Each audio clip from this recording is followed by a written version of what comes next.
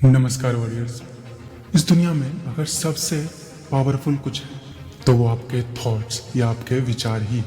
मन में अगर एक स्ट्रॉन्ग डिटर्मिनेशन हो तो आपके सामने कोई भी कितनी भी बड़ी बाधाएं आ जाएं, आप उससे आसानी से पार पा सकते हो। आप उससे लड़ सकते हो और उसे हरा भी सकते हो।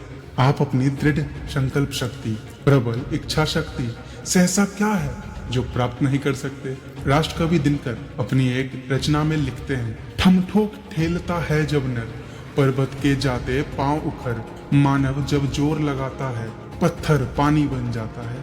इंसान अगर अपने मन में कोई भी बात ठान ले कि उसे यह चाहिए तो उसे पा लेना उसके लिए कोई बहुत बड़ी बात नहीं होगी। यह सीख हम एक बच्चे से भी ले सकते हैं। जब एक बच्चा अपने जिद से अपने बड़ों को उस चीज के लिए भी मना लेता है जो बड़ों को पता है कि उस बच्चे के लिए हानिकारक है, पर फिर भी वह उसके जिद के आगे झुकते हैं और उसे वह चीज दिला देते हैं। तो आप अगर खुद को वह बच्चा मान ले और उसी तरह अपने सपने को वह चीज जो उस बच्चे को चाहिए, तो क्या आप अपने जिद से उस सपने को प्राप्त नहीं कर सकते। स्वामी विवेकानंद कहते हैं, सफलता प्राप्त करने के लिए प्रबल इच्छा रखो, जबरदस्त सतत प्रयत्न करो, ऐसा व्यक्ति बनो जो कहता हो मैं समुद्र पी जाऊंगा, मेरी इच्छा से पर्वत के टुकड़े टुकड़े हो जाएंगे। इस प्रकार की शक्ति और इच्छा रखो, कड़ा परिश्रम करो, तुम अपने उद्देश्य में अवश्य सफल हो पाओगे। अगर जीवन में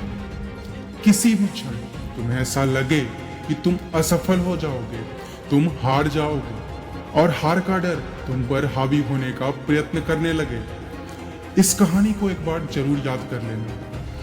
एक आदमी 30 वर्षों तक लगातार निराशा से जूझता रहा। गरीबी और मुश्किलें इतनी कि उसे लकड़ी के कैबिन में रहना पड़ता था। जीवन जीने के लिए जंगल जाकर लकड़ियां काटता और एक छोटी सी नाव पर उसे ढोता, बेचता और किसी प्रकार अपनी जीविका चलाता।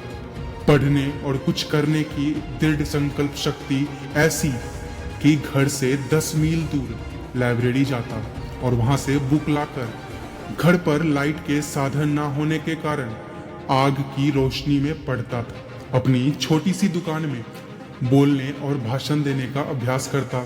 इस प्रकार वह एक वकील बने, परंतु शुरुआत में वह भी बिल्कुल ना चली। उसकी एक खास बात जिससे वह लोगों के बीच अक्सर चर्चा का कारण बना रहता कि कुछ भी हो, कितनी भी मुसीबतें हो, वह झूठा मुकदमा नहीं लेता था। इससे वह फेमस तो बहुत हुआ, पर हाथ निराशा ही लगी।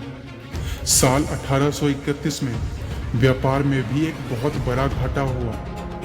वह राज्यसभा के लिए चुनाव लड़ा और हार गया। फिर 1832 में फिर से चुनाव लड़ा और फिर हार गया। 1834 में फिर लड़ा और फिर हार गया। 1835 में उसे एक बहुत बड़ा आघात लगा, पत्नी का देहांत हो गया। 1836 में दिमागी परेशानी और रोगों से लड़ता रहा। 1838 में स्पीकर का चुनाव लड़ा और वह भी हार गया। 1843 में लैंड ऑफिसर का चुनाव लड़ा और उसमें भी उसकी हार ही हुई। 1846 और 48 में भी चुनाव लड़े, पर नतीजा इस बार हार के रूप में ही हाथ लगी। पर उसने हिम्मत नहीं हारी। 1856 में वाइस प्रेसिडेंट का चुनाव लड़े और इस बार भी हार ही हाथ लगी। 1858 में फिर से सेनेटर पद पर खड़े हुए, इस बार भी हार ही मिली। इसके बाद साल 1860 में राष्ट्रपति का दावेदार बने और इस बार उसकी जीत हुई। वह आदमी कोई और नहीं, अमेरिका के आदर्श राष्ट्रपति अब्राहम लिंकन थे, जिन्होंने अनेक हार के बाद भी हिम्मत नहीं हारी और सबसे शक्तिशाली राष्ट्र के राष्ट्राध्यक्ष बने।